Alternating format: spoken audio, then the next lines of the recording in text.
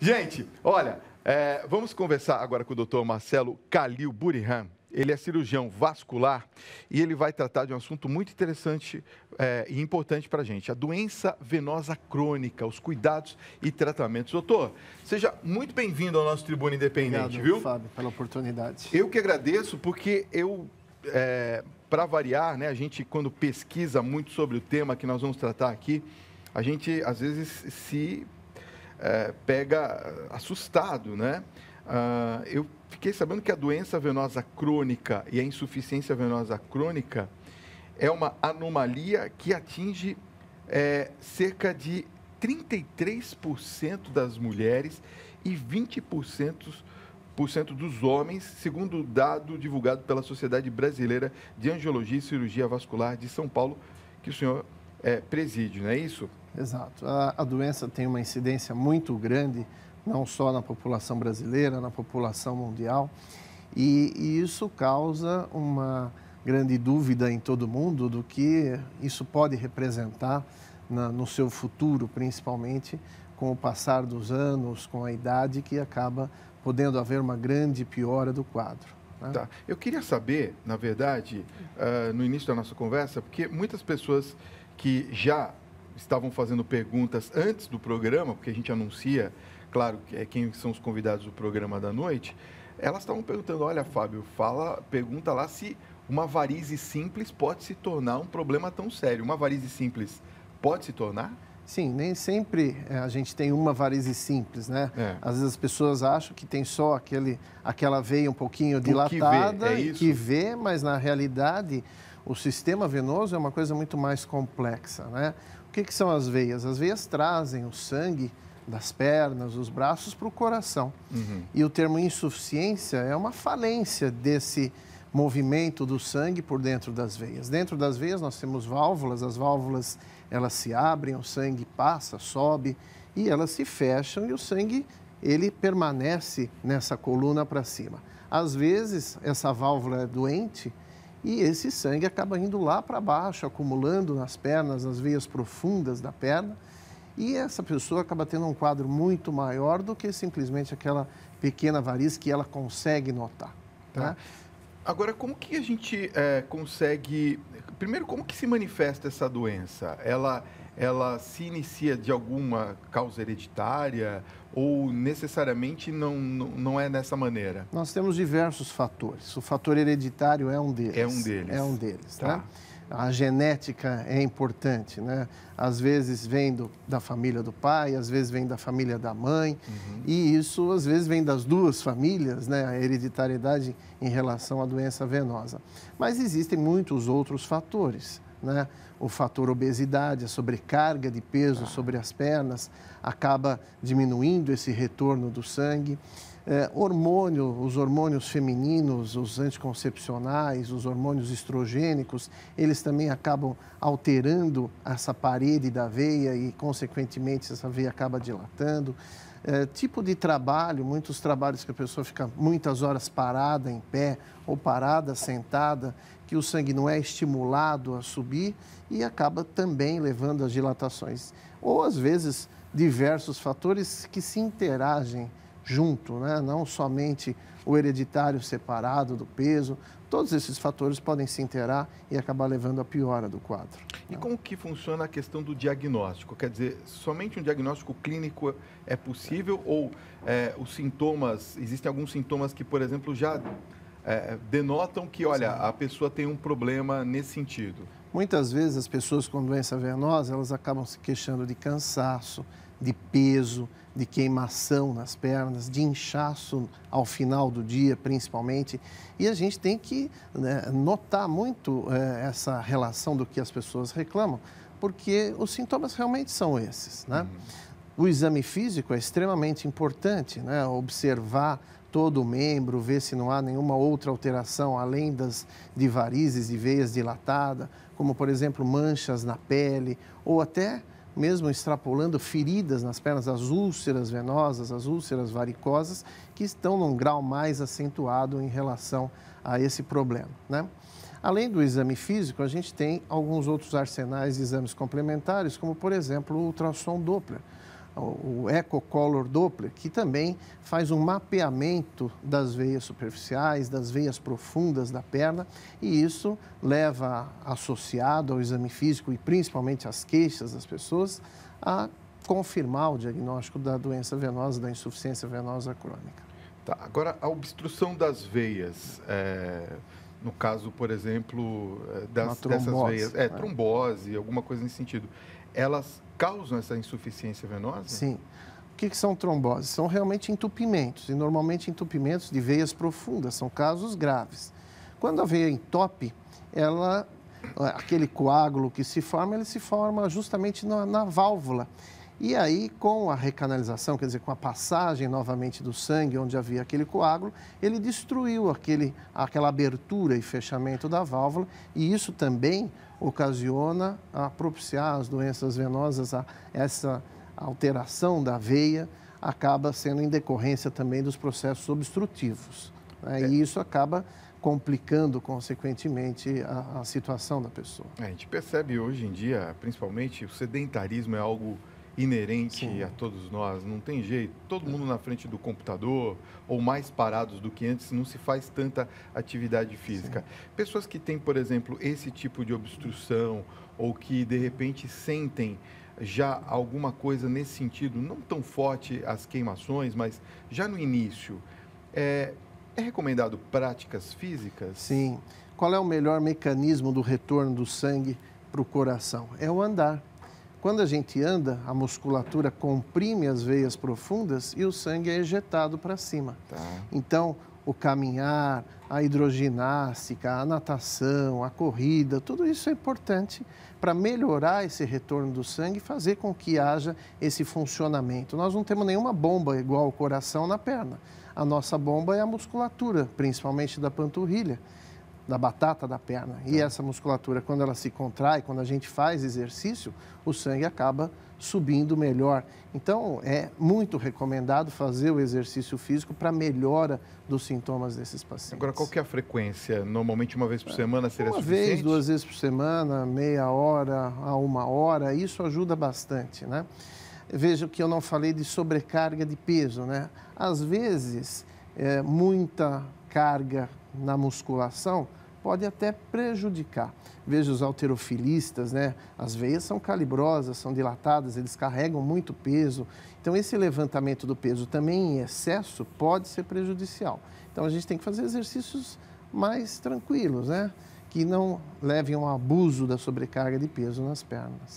No caso, você falou da obesidade, a gravidez faz aparecer também esse tipo de problema, ou não? A gravidez também pode levar, porque nós temos alguns fatores que alteram aí durante a gravidez, né? O fator hormonal, que há uma alteração muito grande, às vezes acabam tendo um prejuízo em relação a essa alteração hormonal, e a própria sobrecarga de peso sobre as pernas, né? Com o aumento do útero no último trimestre da gravidez, pode também comprimir as veias da barriga e aquilo fazer com que haja uma retenção do sangue nas pernas, uma sobrecarga do sangue, levando a inchaço. Muitas gestantes têm inchaço durante o dia e tem que pôr a perna para cima para aliviar, tem toda essa sensação de cansaço, de peso. A gravidez também acaba levando a um certo prejuízo do retorno venoso. Você falou sobre a questão, por exemplo, dos atletas ou aqueles que fazem academia. Está na moda a academia também. Suplementos podem prejudicar, podem trazer esse tipo Não há uma relação direta em alteração de veias com suplementos, né? Você tem uma melhora da parte muscular, não há, então, uma complicação em relação a isso. Mas tem que pensar que tudo que é em excesso pode ser, às vezes, prejudicial para o organismo. Se não me falha a memória, existem alguns que ajudam a dilatar as veias, não tem?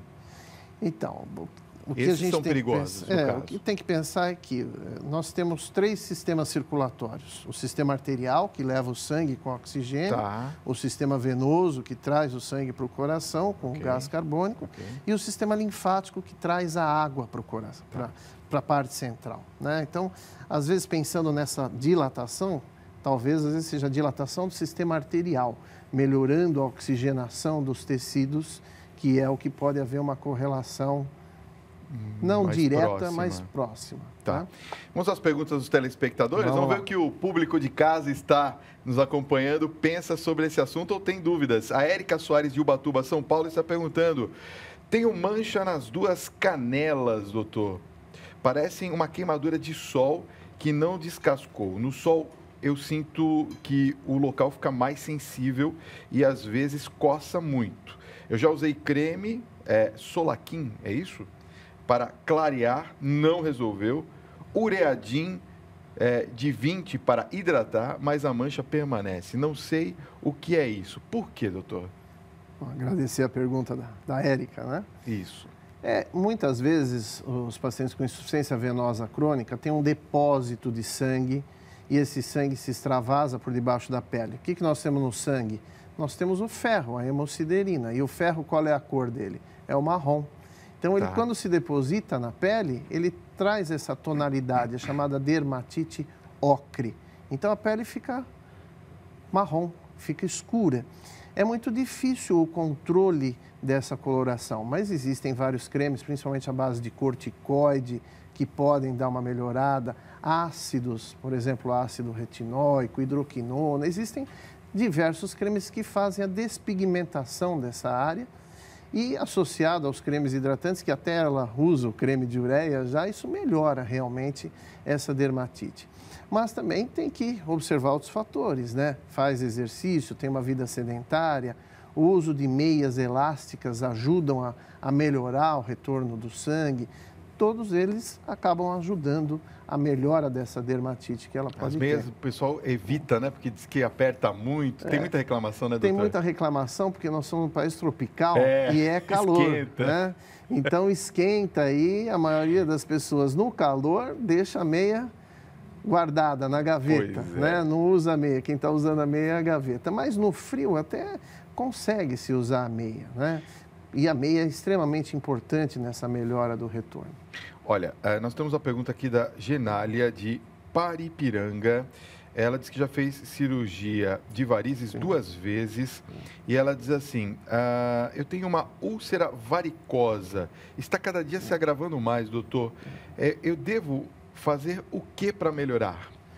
A úlcera é um estágio muito avançado da doença venosa. Veja que ela já operou 2 vezes. Tem pessoas que operam e há uma recidiva, né? Aparecem novas varizes.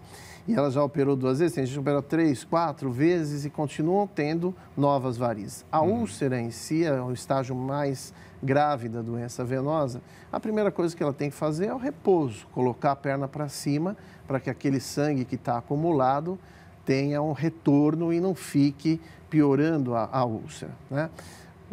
Existem diversos tipos de curativos, hoje em dia cada vez curativos mais modernos, compressão, a compressão que ajuda também a melhorar o retorno. Então existe uma série de tratamentos que a gente pode fazer do ponto de vista clínico na tentativa de fechar, cicatrizar essa ferida.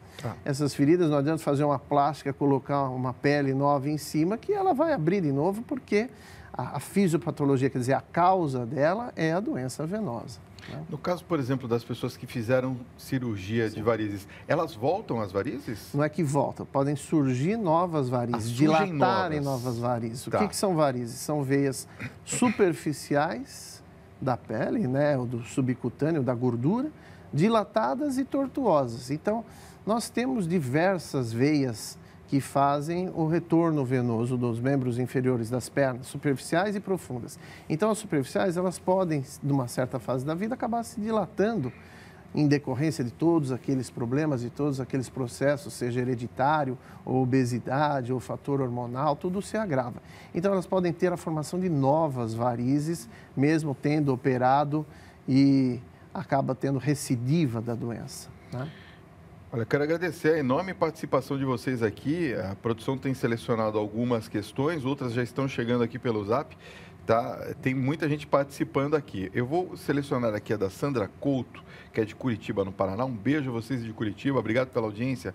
Ela diz assim: Fábio, doutor, boa noite. Olha, a minha filha tem 6 meses e desde quando ela tinha por volta de uns 4 meses, eu notei que quando a pegamos no colo e colocamos o braço abaixo do bumbum dela, as perninhas ficam mudando de cor, um pouco avermelhadas e quase roxas, e se demorar muito, começa a inchar.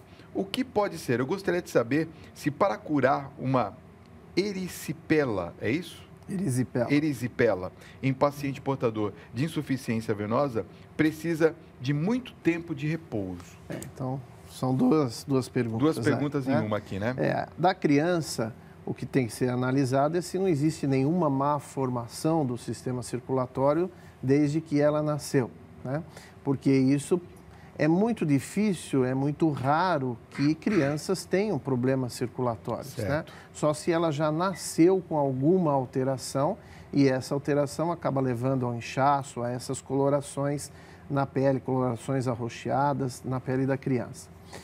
Erisipela, o que é? A erisipela é um quadro sindrômico, um quadro sistêmico, uma infecção que acomete a pele, que dá todo um quadro de náusea, de vômito, de inapetência, a pessoa fica com mal-estar, com febre e fica com aquela perna vermelhona, né? Que antigamente o pessoal levava para benzedeira, benzer.